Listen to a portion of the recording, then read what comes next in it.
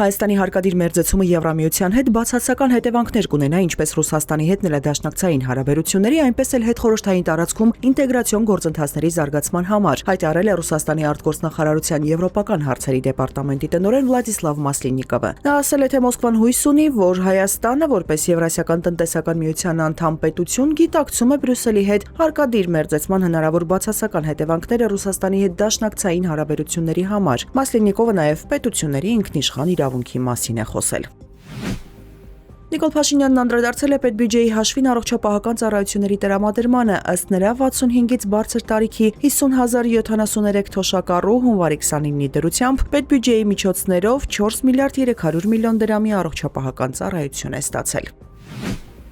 Հայաստանում նիպահ վիրուսով հարուցված հիվանդության տարածման համաճարակաբանական ռիսկը ցածր է, հայտնում է հիվանդությունների վերահսկման եւ կանխարգելման ազգային կենտրոնը։ Նշվում է, որ Հայաստանի տարածքում վարակի հիմնական փոխանցող մրգակեր չղջիկները տարածված չեն, այդ պատճառով հիվանդության տարածման ռիսկերը ցածր են։ Նիպահ վիրուսով հարուցված հիվանդությունը նոր ի հայտ եկող զոոնոզ, մարդու եւ կենդանիների համար ընդհանուր վարակ է։ Հիմնական աղբյուրները չղջիկներն ու խոզերն են։ Վարակի տարածման առումով բարձր ռիսկային երկրներն են համարվում Կամբոջան, Գանան, Ինդոնեզիան, Մադագասկարը, Ֆիլիպինները, Թայլանդը։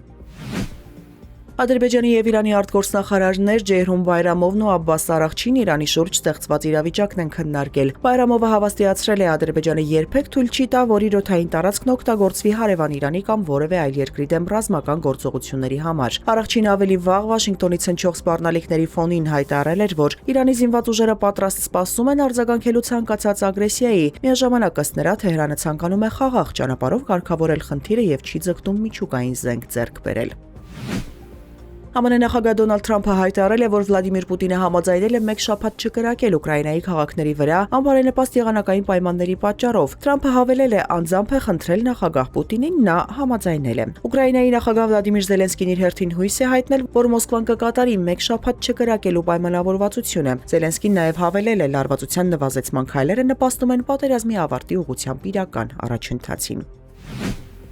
Հայաստանին միջերկրական ծովից հունվարի 31-ի երեկոյան ժամերից հերթական ցիկլոնը կմոտենա, երկրում կմնա մինչև փետրվարի 4-ը։ Հիդրոթերապևտաբանության եւ մոնիթորինգի կենտրոնի փոխտնօրեն Գագիկ Սուրենյանի տեղեկացմամբ հանրապետության առանձին շրջաներում այդ օրերին տեղումներ կլինեն, հիմնականում ձյան տեսքով, սակայն ցիկլոնն իր հետ տաք հոդային հոսանքներ կբերի, օդի ջերմաստիճանը կբարձրանա 7-ից 8 աստիճանով։ Այսօր Հայաստանում ձյան տեղումներ չեն սպասվում։